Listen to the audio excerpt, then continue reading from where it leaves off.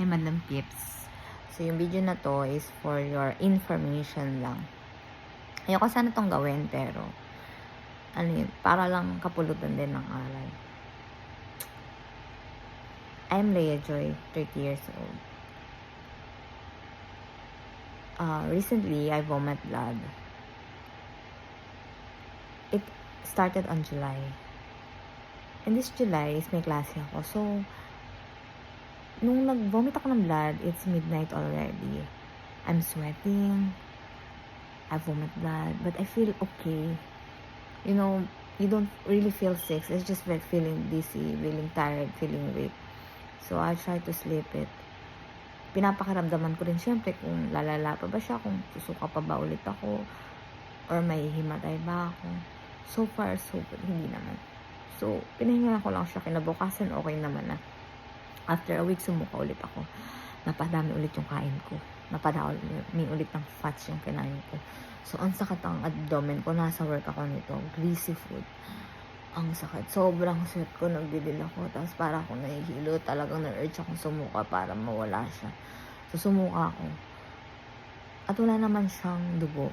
So, I feel at least, ay, salamat. Wala naman siyang dugo. And then, sumapit na nga yung kabuanan ko. Yung menstruation ko. So, yun na.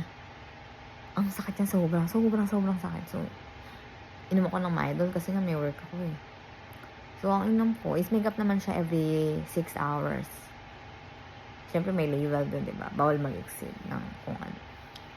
4 tablets. Kasi 250 mg lang ating iniinom ko. So, yun. Uminom ako ng Midol. Pagkainom ko ng Midol, kain lang ko ng konti, syempre para may lamanan siya.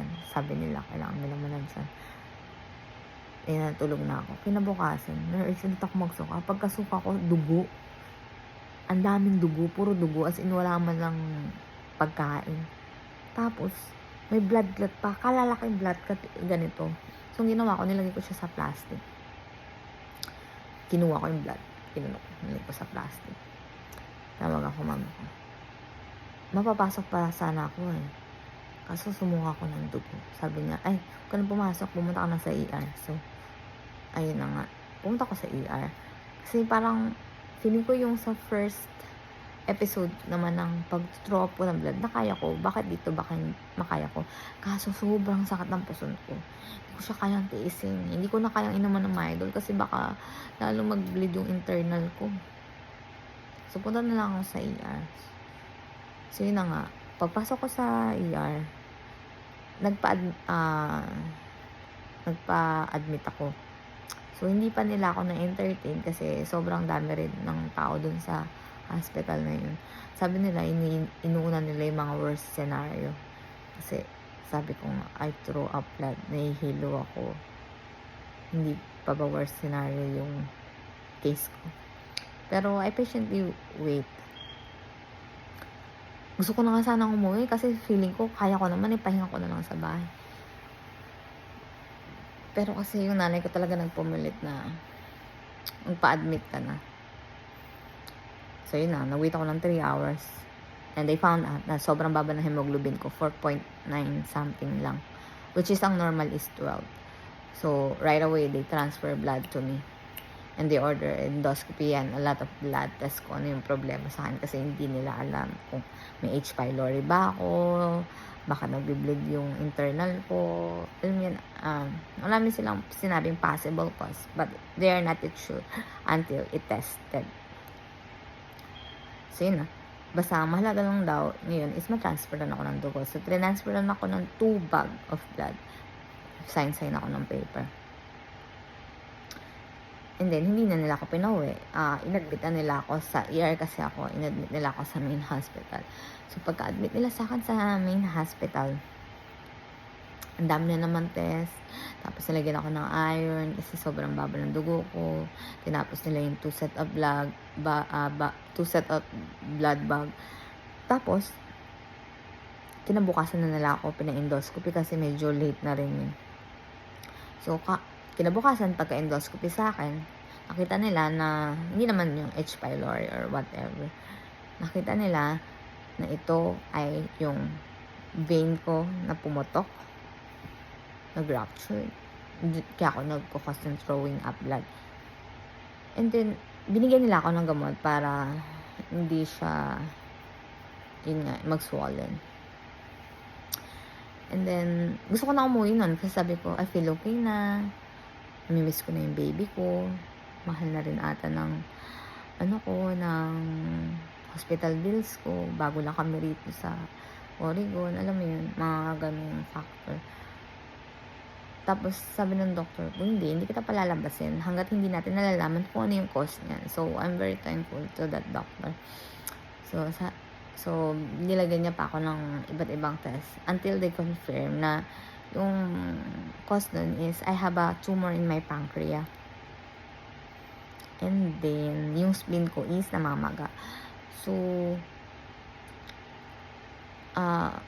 ang pinakamagandang gawin daw dun is tanggalin yung tumor. Where yung tumor is benign.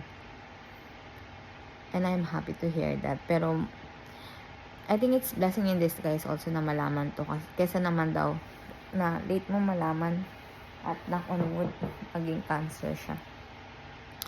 At least it's benign. So, hanggang maaga daw ipatanggal na to.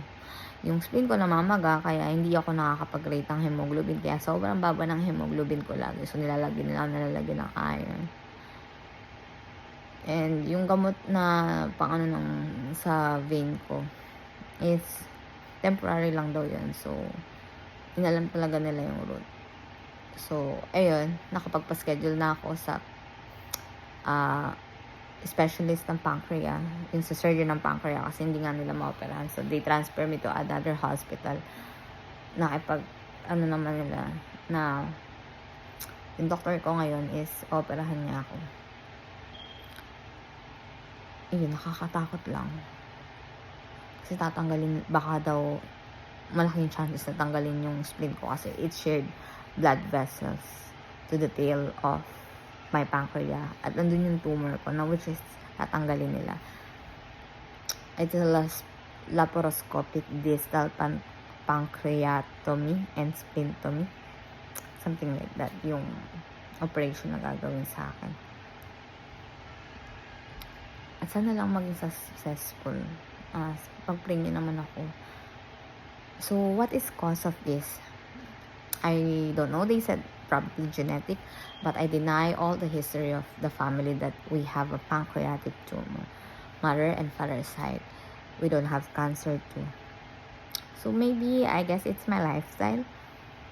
When I was young, I am 30 years old right now. When I was young, I like Pancit Canton. Kahit nga nandito na ako sa US, talagang umorder pa ako sa online nito. Before pa magkaroon ito, umorder ako ng mga 10 pack of ng Pancit Canton. Hindi ko na ako magsasabi. Basta 10 pack siya. Kasi kaya ko siyang kainin ng umaga, tanghali, gabi. Tapos, mahilig ako sa junk foods, processed food, fast food sa Pilipinas. Pero dito dahil, luto-luto lang, ganun. Tapos, dun pa sa island namin is may lechon. Ay, gusto ko yung balat, pati yung sa chicken. Mga greasy food, anything greasy. Gusto ko yan, mga papaitan, yung mga medyo mamantika. Ay, ang sarap-sarap. Baka rin kasi sa, ko rin. Matakaw kasi ako. So, baka din sa food habits ko na ang hilig ko sa greasy, process. Kumakain naman ako ng gulay pero rare. Kasi syempre may masarap at ako magugulay. Mahilig naman ako sa isda. Pero kasi mas maraming baboy, baka, manok. Tapos may gulay. So, tayo sa masarap, diba? May Pancit Canton pa. Talagang minsan pinagkalig ko talaga yung Pancit Canton. Mahilig rin ako sa junk foods. Umiinom occasionally. Nung pagkadalaga ko, medyo naratratan ko rin yun. Pero, natigil naman. Nung nagsawa ko, hindi naman talaga. Tuwing okasyon lang naman talaga ako yung talagang sumasagad ng inom. Pero, pag ganun, hindi naman. Smoking, hindi ako nag-smoke. Yung vaping, hindi rin. But, the doctor said, I have a fatty liver. Siguro dahil din sa ano ko. Ngayon, change lifestyle na tayo. Change food habits na tayo. Kaya yun, habang bata pa, bago kayo magsisi, katulad ko, mas maganda na talaga yung healthy foods. Yung 30 years old pa lang ako, operahan na ako. Pero blessing in disguise din naman na nalaman siya agad. Meron na pala akong 5 cm tumor sa pancreas ko. Ngayon matatanggalan ako ng tail pancreas at saka may B-spleen. So talagang super healthy lifestyle na dapat talaga ako.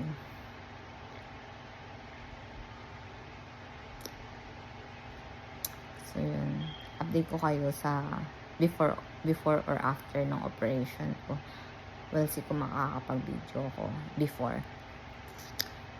But yun na nga. Sana may natutunan kayo. Huwag na kayong kumain ng mga greasy, mga unhealthy foods.